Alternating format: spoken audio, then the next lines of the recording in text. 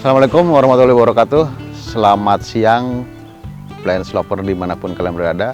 Masih bersama dengan saya Bangkit Nikantio di Nikantio Channel. Nah, hari ini kita berada di depan rumah dari kediaman Bapak Untung dan Ibu Diva. Nah, mereka berdua ini adalah pasangan suami istri penggiat ekoenzim. Nah, hari ini kita akan coba belajar atau mengetahui lebih jauh apa itu ekoenzim dan bagaimana cara pembuatan ekoenzim. Mari kita masuk ke dalam. Assalamualaikum. Waalaikumsalam. Halo, Pak Untung. apa kabar? Alhamdulillah baik, Pak.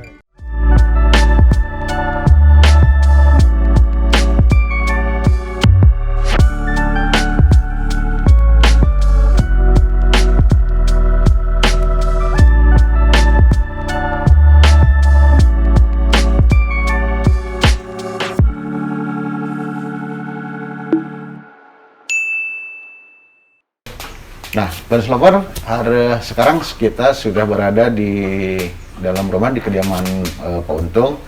Nah, kebetulan di belakang kami ini ada contoh beberapa ekoenzim. Ini yang sedang proses pembuatan ya, Pak? Atau sedang proses fermentasi? Ya, proses fermentasi berjalan. berjalan. Juga yang sudah jadi mungkin ya. Ada juga yang seharusnya sudah dipanen, tapi kami belum sempat memanen. Ya. Jadi proses fermentasi itu selama 3 bulan. Baik. Nah, begini Pak Untung, ya teman-teman kebetulan ada beberapa yang bertanya, ekoenzim itu apa sih Pak? Nah, itu pertanyaan yang paling mendasar dari teman-teman itu. Terima kasih banyak. Ya. Ini pertanyaan yang menarik sekali karena sebetulnya ekoenzim ini relatif belum banyak dikenal oleh masyarakat di Indonesia. Jadi ekoenzim ini kami mengenal dari melalui webinar ya, ekoenzim. Saya mengenal ekoenzim sekitar bulan September tahun lalu 2020 melalui sebuah webinar dan saya tertarik sekali untuk membuat ekoenzim itu. Dasarnya ekoenzim itu sebetulnya adalah pengolahan limbah, mengolah sampah organik yang kita sebut dengan BO, bahan organik, untuk diubah dari sampah menjadi sesuatu cairan yang bermanfaat. Nah, Plants Lover, barusan Pak Untung sudah menjelaskan panjang lebar apa itu ekoenzim. Nah, sekarang biasanya bahan dasar untuk pembuatan ekoenzim itu apa saja sih, Pak? Oke, jadi teman-teman kalau ingin membuat ekoenzim, kita satu perlu yaitu tadi limbah ya atau bahan organik tadi ya. Bahan organik itu terbuat dari ya kulit buah yang sudah tidak dipakai ya. Yang kedua adalah molasses. Bisa sebetulnya molasses itu adalah tetes tebu terakhir. Yang mana itu juga sebetulnya limbah. Jadi kita memanfaatkan limbah yang ada untuk menjadi salah satu komponen dari ekoenzim itu. Lalu berikutnya ya kita butuh air untuk itu dan wadah. Contohnya galon ini yang volume kapasitasnya adalah sekitar 15 liter. Saya isi dengan air 10 liter.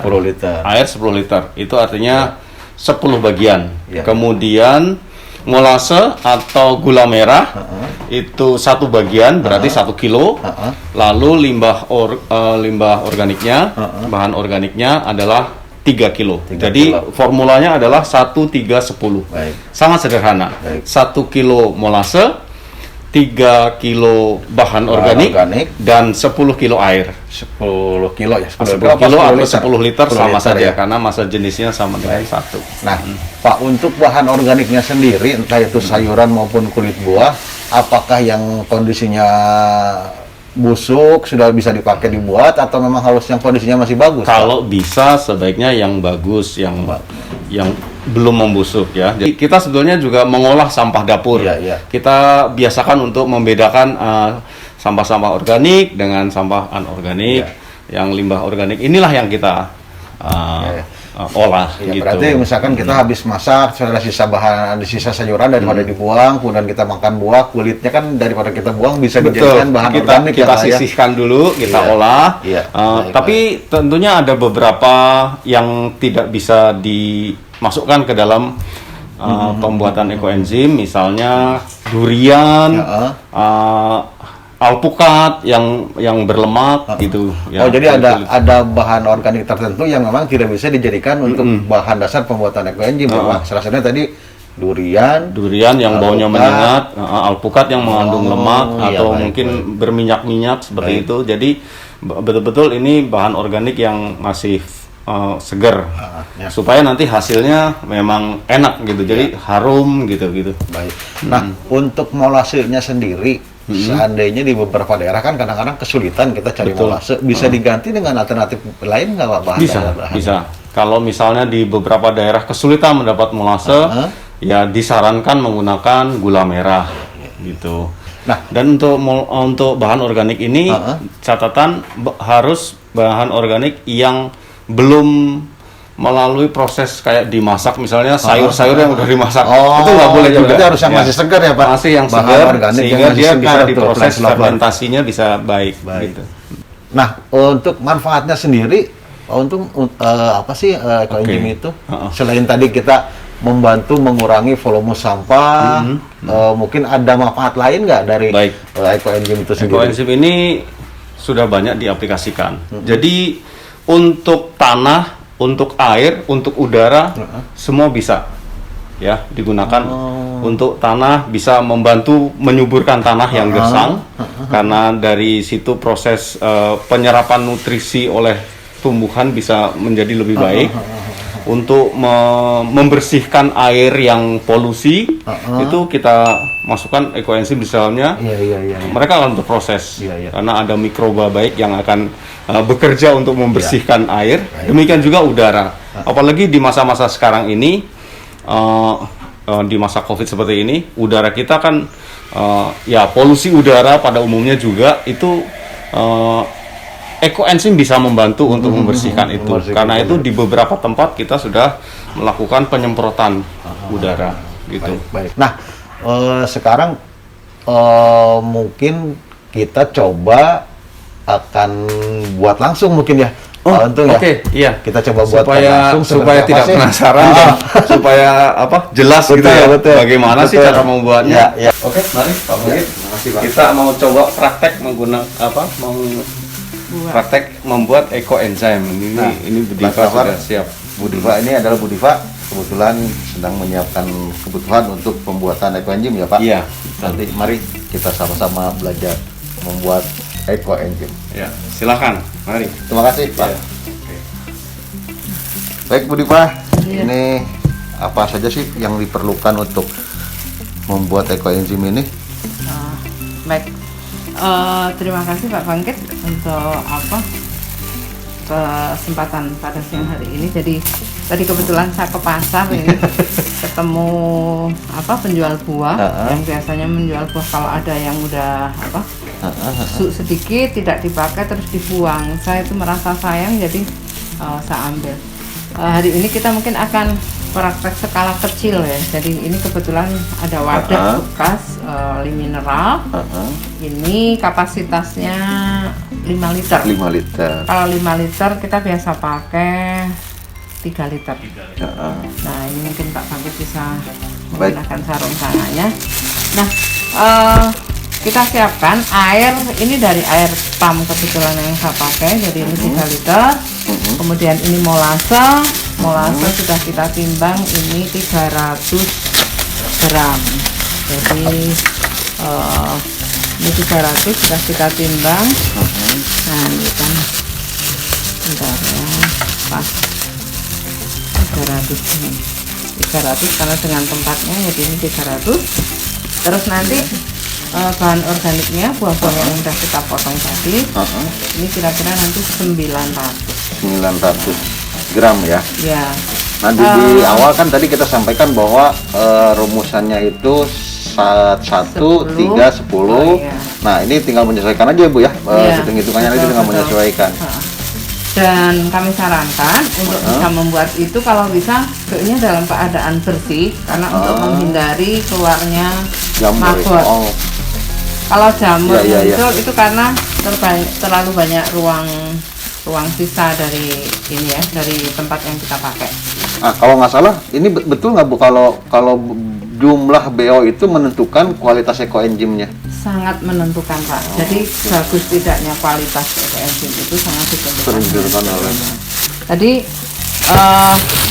pertama molase yang sudah kita siapkan ini dituang ke sini Pak. Ini Di molase 300 gram. Kita tuangkan ke dalam wadah. Yang ini sudah bersih air kurang lebih Insya Allah. Ini berapa tadi 5 liter 3 ya, liter. 3 liter. Kita tuangkan.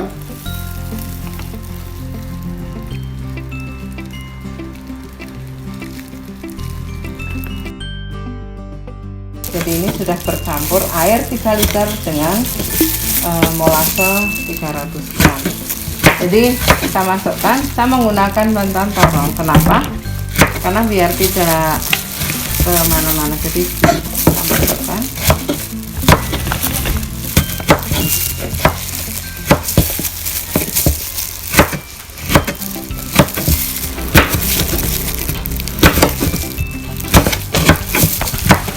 Buah-buah dimasukkan ke sini.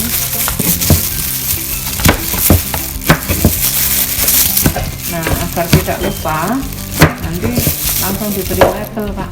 Ya, buat tanggal pembuatan ya, Bu? Ya, Ya. apa saja BO-nya. BO-nya apa, tanggal pembuatannya panennya. kapan, kapan Ya. panennya.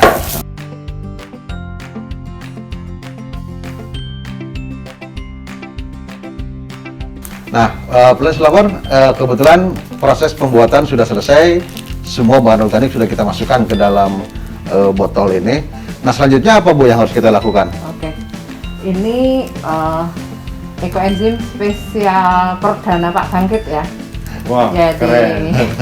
Ini pertama ini kali ini kita apa? membuat Pakai dengan buat kapasitas ekoenzim 3000 mili, 300 gram molase dan 900 gram bahan organik.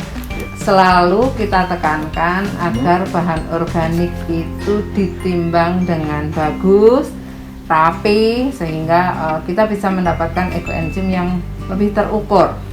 Nah, karena pembuatannya tanggal 11 September 2001, nanti akan panen di tanggal 11 Desember 2001. Lalu 3 bulan.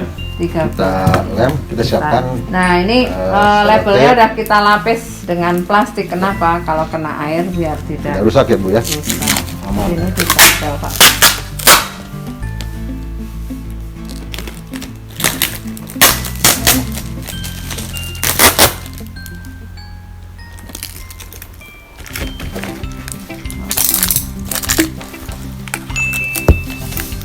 Jadi karena ini menggunakan galon yang bermulut kecil, jadi kita harus kontrol dengan gasnya.